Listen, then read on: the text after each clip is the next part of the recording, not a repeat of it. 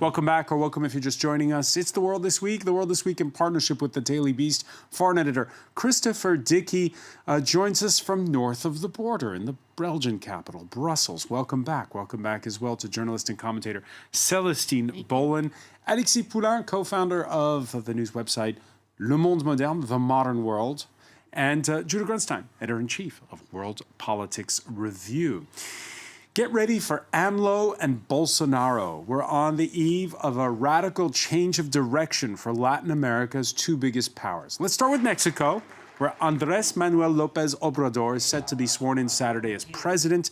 AMLO, seen earlier there, casting a ballot in a citizens' consultation he held this week with his supporters. They rejected a new airport for Mexico City. AMLO, who's repeatedly insisted he wants, quote, a new kind of democracy, but he insists it won't be an authoritarian power grab.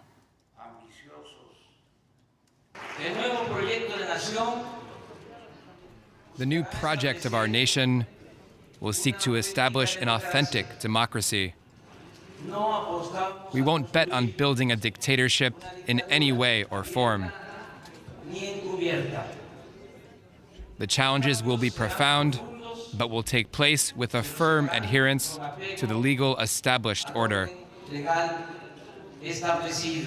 Alexis Poulain, do you know where he's going with this?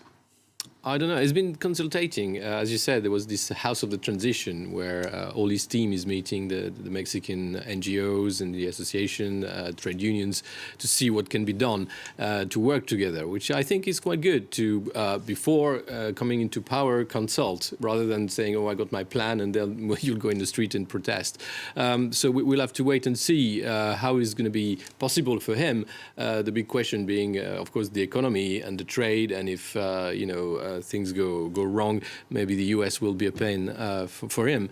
But clearly it's a strong signal for South America with this new president trying new things at the time when you said where Bolsonaro is coming in power in Brazil, which is completely the opposite. So markets slightly spooked, especially by his idea to go back on building that new airport for Mexico City. A lot of money's already been raised for that. Maybe there'll be a lot of question mark for this, and also maybe we'll talk about nationalization. We don't know, and that might be where the global markets will just freeze and say, oh wait, it's not all about money, so this guy is not our friend.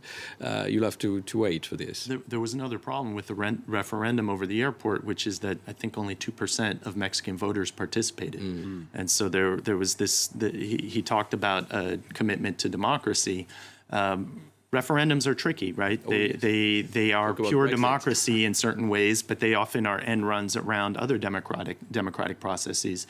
And in this case, it was decided by a very minute percentage of the Mexican electorate. So there was this fear that actually it's just a new way for him to impose a sort of centralized state vision on Mexico, even if he's shown himself to be moderating his positions from some of his past positions. So, Christopher Dickey, the narrative on Latin America as a whole has been that it's swinging to the right. AMLO, that's not the case. He, for instance, has invited Venezuela's president, Nicolas Maduro, to his inauguration. No, I think López Obrador is much more in line with, maybe not with Maduro, but with the Chavistas and with that kind of populism that we saw also in Bolivia and some of the other countries in northern South America. He is a populist, but we're so used to saying right-wing populist that sometimes we miss the point.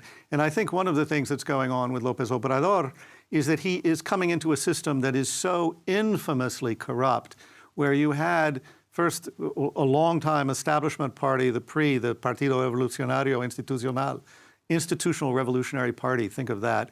And then you had the PAN and the other parties. Every time the president winds up being incredibly corrupt, the government is incredibly corrupt, the police are incredibly corrupt. The corruption is rife, and you have a massive drug war going on in Mexico with a huge casualty count. All of that's very difficult. If he can do anything to get a handle on that in a democratic context, it'll be a good thing. At the other end of the spectrum, there's Jair Bolsonaro, Brazil's far-right president-elect. He'll be sworn in on New Year's Day.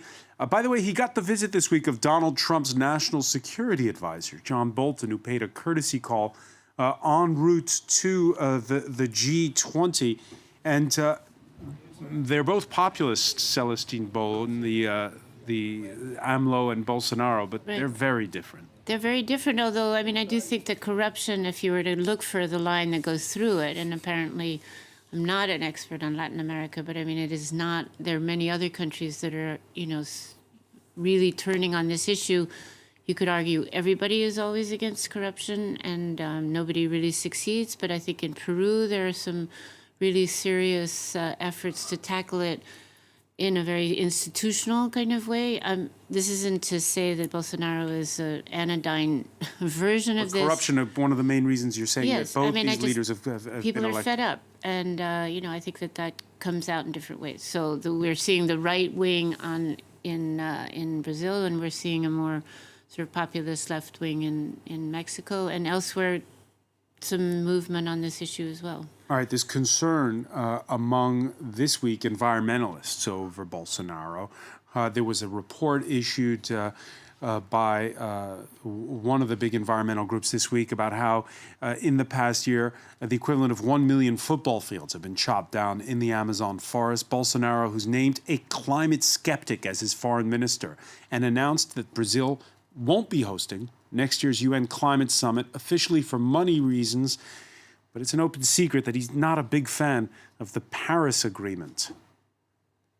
The only sector of our economy that is doing well today is the agro-business industry, but it's subdued by environmental concerns, which don't actually help to protect the environment in any way.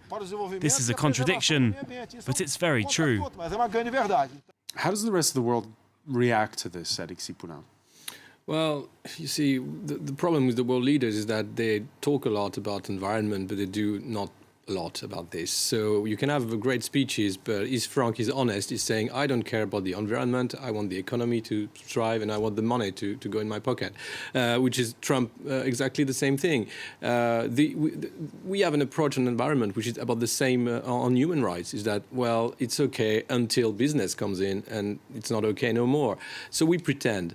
We know that the UN reports are on the table. We had the COP21. All the countries signed, and only 10 countries actually started some transition measures out of the hundreds and something that signed the agreement. So it's all a joke. Having Bolsonaro saying that, it's easy then for Emmanuel Macron to pretend he's a Earth champion, because he'll say, oh, look, he's very bad. Look what he's saying. Look what he's doing. But in terms of what we're doing altogether, well, we should really stop altogether and say to these world leaders, stop pretending, act. The saddest part is that after the Paris Agreement, even the most generous analysis was, it's a great first step. It's possibly the lowest common denominator that we could have gotten out of this kind of forum, but a lot of really robust follow-up is going to be necessary if this is even a good first step towards something. And instead, what we've seen is backsliding, starting with the U.S., which is morally and symbolically required for any progress to be made. Because if the U.S. isn't making an effort, China can talk a big game, but quietly start building coal plants all across Asia, which is what it's been doing. Mm-hmm. And that gives cover also to people like Bolsonaro, who are less central to climate change policy. At the same time, well, the trouble is I mentioned on a previous discussion about Bolsonaro that Brazil has this global image dichotomy. There's the good Brazil and the bad Brazil. And the good Brazil was really a force for the global South, participating in climate change diplomacy, advocating for technology transfers and things like that. So when you have a country that had been playing a very constructive and active role suddenly about face like that, it does do quite a bit of damage. The problem is that Brazil, I mean, the rainforest is the lung for the rest of the earth. It's not about a country, it's about all of us, all together. So there should be some measures saying this is not the property of Brazil, it's the property of the world. But we don't go in this direction at all. All right, speaking of the environment, as Madrid implements its ban on high-polluting vehicles from the city center. Over here in Paris, shopkeepers on the Champs-Élysées hunkering down for what could be a second Saturday in a row of rioting. Yellow vest protesters want the scrapping of a fuel tax hike that they say punishes the less well-off who live far from city centers. It's all haunting Emmanuel Macron, who's offered to cap eco-taxes in case the price of crude soars.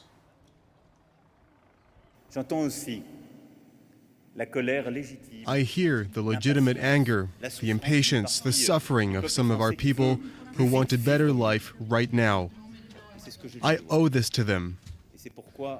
And this is why we will push on and maintain our policies to help them to achieve a better standard of living as soon as possible. And I think we can do this without giving in to demagoguery. Are those the right words to be using, Christopher Dickey? No, I don't think so. I think that speech, I think his remarks fell absolutely flat with a lot of the French public. It just sounds like blah, blah, blah, langue de bois, as they say, wooden tongue, wooden language. And it doesn't really mean anything for people who are going to be paying a hell of a lot more for diesel fuel and basically for all the fuel they need to transport themselves in January. It's coming up very quickly. They're already paying more. They're going to be paying a lot more. So I think that people are angry, and they were hoping that he would offer some kind of concrete compensation, if not monetary, not directly monetary, in terms of better incentives for public transport, free public transport, something like that. But it's not happening. It's all falling on the back of people who own cars. And let's face it, outside of Paris, that's how everybody gets around. And so you've got this also a huge division between Macron's city, Paris, which is very conscious of the environment, and Anne Hidalgo, the mayor, is always talking about it, and the rest of France that has to live by different standards but pay the price. And I think that's what we're seeing a reaction to. Yeah, we saw it on Tuesday when the French president announced measures, part of the country's 10-year energy transition policy. His speech. Yellow vests at a highway roadblock in the eastern region of Alsace shook their heads while listening. We're very disappointed. We're waiting for him to say something to calm us down. He says nothing about us. We asked to be able to eat until the end of the month. It's not complicated. We're not against ecology. He wants to try to buy us for peanuts and then take our money. It won't work, and the movement will grow even more. And it seems as though the popularity of this movement is growing up to 80%, according to one survey. Yeah, I mean, I think that what's interesting here is that this is a kind of a new kind of movement, and it's sort of shaking a president who does not have a lot of intermediary levers in terms of public opinion. He doesn't even have an opposition, really. So, you know, I think it's as much the method as the message in this case that's got people a little bit shaken, because there aren't leaders to negotiate. Are you surprised that he's not getting through, that he doesn't get it or doesn't get through? But I think the problem is that what they're talking about is not just the fuel tax. I mean, that's the biggest problem. They're talking about the whole thing. Yeah. They're feeling kind of put down, set aside, ignored. We've heard that before. Obviously, there's a Trump electorate out there that was saying the same thing, but we're talking about, feeling overtaxed. At the end of the day, I kept watching the French coverage of this to sort of really dig down and find out what's going on with these taxes. At the end of the day, the diesel prices went up, I don't know, something like 30 cents over the last year and a half, and of that, 1/3, so 10 cents out of 30, is actually due to taxes. I mean, that's what I'm just saying. This is about people being kind of fed up with seeing their taxes go here, there, and everywhere, and nothing coming back. How's it going to end, Alexis Poulain?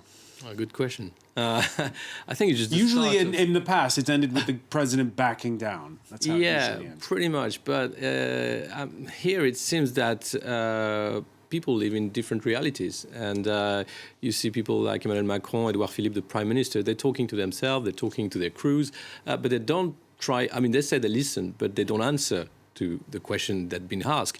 The Yellow Vest put on the table some measure they want to see, and it's pretty revolutionary. You know, it's not those Gaulois réfractaires or the French that don't want change. They do want change. But the problem is that Emmanuel Macron and the others, they are protecting a system that is coming to an end because everybody is seeing that it's a lie, it's a fraud. All the taxes actually means less public services. The schools have been closing, they're going far, hospitals are closing, housing for the elderly is more and more expensive. So why are we working? Why are we creating value? Why are we paying taxes if the state is just withdrawing from every part of life? And I think that this movement is just the start of something very profound, not only in France, but everywhere, saying, wait a minute, it's not about making the money for the 1%, it's about having a better life. And the deal that we had after the war, the Second World War, and the welfare state, and this moment where we had social security, we had unemployment benefits, everything is just stopping right now because of the liberal mind of these elites. Also, in the regions where the movement has emerged and is the strongest, they're even harder hit because these are villages and towns that the post office is closed. There's no doctor. Exactly. The hospital is further and further away. So in a city, when the hospital closes, it's a problem. But when that hospital was the closest hospital for a village that has no bakery, has no supermarkets, and so these people are entirely dependent on the car to access the basic services that we take for granted, and so the taxes are a little bit of it, but again, there's a lot more. It's about public services. Yeah, about public services. One story that's caught the whole world's eye. A 34-year-old Chinese doctor is yet to publish his findings and claims to have done most of the work on his own in the lab in Shenzhen. He Jiangku is his name. Claims to have altered the genes of twin baby girls to enable them to resist future HIV infections. Father HIV positive, mother HIV negative. He became the instant star of a summit on human genome editing in Hong Kong this week. For this specific case, I feel proud, actually. I feel proudest because the Mark thought he lost the hope for the life. You said that there's been no other implantations, but just to be clear, are there any current pregnancies with embryos that have been genome edited as part of your clinical trials? There is another one, but it tend to monitor. It's what? There's another potential pregnancy. Celestine Bowen, what was your reaction to this story? It's very weird. I mean, I think, obviously the interesting part of it is that nobody has actually seen the testing that he's done. So I'm not quite clear on how he managed to get before a public forum and make this claim when we're supposed to have, academic standards that are applied. Secondly, the Chinese have stopped whatever he was doing. He's now stopped. And obviously the whole point is these They must have known he was doing it. Well, exactly. There are little missing pieces of the story. But I mean, obviously the biggest issue is that it's dangerous. I mean, it's dangerous if we don't know what we're doing. We start doing things before we think about the consequences of what they're doing. Christopher Dickey?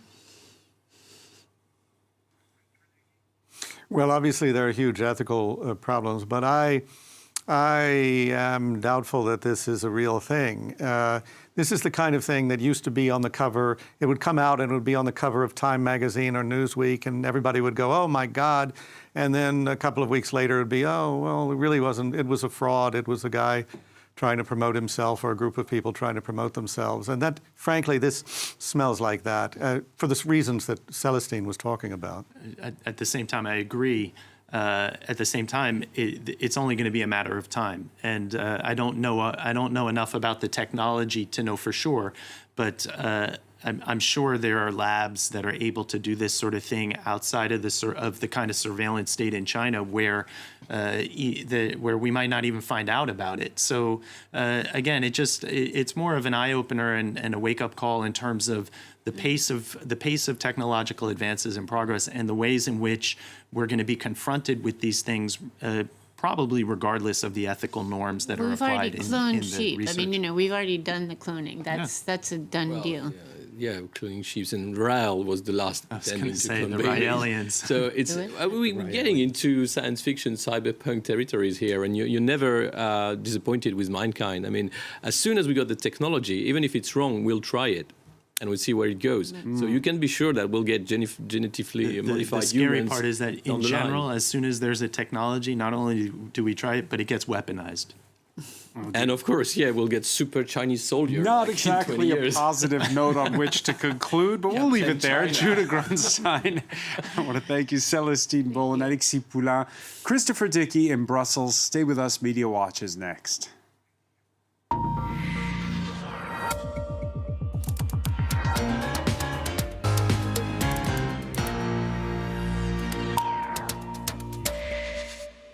And we say hello to Charlie James. Hello there. Protests in France. By the way, there were a few yellow vest protests in Belgium this Friday, and there were protests of a different kind in Australia. That's right. In more than 20 cities across Australia, kids left school, walked out of school to protest climate change today. They are upset at the grown-ups, so to speak, the politicians, for not taking more action to control and curb carbon emissions. Here's one group we can take a look at in Sydney. They're really mad, saying that they're going to have to deal with the fallout from climate change when they grow up, and that politicians aren't doing enough about it. And in fact, also on Friday, the government put out new numbers, released new figures showing that carbon emissions in Australia are at a 7-year high. Now, these protests from these kids were inspired by a Swedish girl named Greta Thunberg, who has been leaving school every Friday since August and going to protest outside of the Swedish parliament. So the kids in Australia took it a step further, walking out en masse. Here's one group in front of the Australian parliament. They were there demanding that Prime Minister Scott Morrison come out and meet them. They're also mad at the Minister of Resources, who warned students against protesting. He actually said, the best thing you'll learn about going to a protest is how to join the dole queue. Right. Some politicians have been... About a 10 years. Some politicians did actually come out and meet with the students. Here is one minister named Rebecca Sharkey, who is speaking to concerned children inside Parliament House. And of course, this being kids, they were very creative as well with their visuals. This is one group in Brisbane, a lot of colorful signs there, and some humor as well. This group of girls in Melbourne with a funny sign saying, "I've seen smarter cabinets at IKEA." Because Australia's government has a coal-friendly policy. Well, and actually there is a new coal mining project about to start by an Indian energy giant, and that's another thing that the students are mad about. So it's all adding up to what they say is a lack of action by the adults in the room, and this sign kind of summing it up here saying, if you don't act like adults, we will. So taking to the streets and saying that they don't want to be stuck with the actions or lack of action that adults are not taking right now. All right, and as a 21st century symbol of pride, which has been instituted nowhere else but in the French island of Corsica. That's right. So the French island of Corsica really wants its own flag emoji. An emoji. An emoji. Okay. And some people, though, are shocked at how much is being spent to achieve this. So I'm not exactly sure how much an emoji should cost to create, but on Thursday, the Corsican Assembly approved spending 53,000 euros just to create a Corsican flag emoji. So they justified the expenditure. You can see, here's the report right here. They justified the expenditure by saying the flag is an internationally recognized symbol, but that the island is missing that important distinction of being able to use an emoji to represent it while texting. Therefore, Operation, you can see right there, it says Operation Emoji Corsica has been launched. Now, this isn't unprecedented. There are other French islands such as Martinique, Guadeloupe, and Reunion that have their own own emoji already. If you type that into your iMessage, you will see it pop up, the flags. And as a Change.org petition pointed out, they think that they should have their own emoji in Corsica as well. So thousands of people have signed this petition on Change.org that started 7 months ago. But still some people shocked about and making fun of the price tag here. So here's one image that people are tweeting out where you can see the Louis Vuitton symbol on the bandana, and other users saying, well, if it's going to be this expensive, they better put some bling on the flag. How much did the World Politics Review emoji cost? Emojis are a firing offense at WPR. I've got a 2G phone that doesn't even register them. He's proud of it. So people making fun of it, but also one reporter from Antoine Albertini from the Corse Matin Journal there, pointing out that Corsica is actually the poorest region in France, and implying that maybe there's better use for this money than creating an emoji. Well, 53,000 euros, not a lot for a PR campaign. But anyway, many thanks for that, Charlie James. I want to thank our panel once again.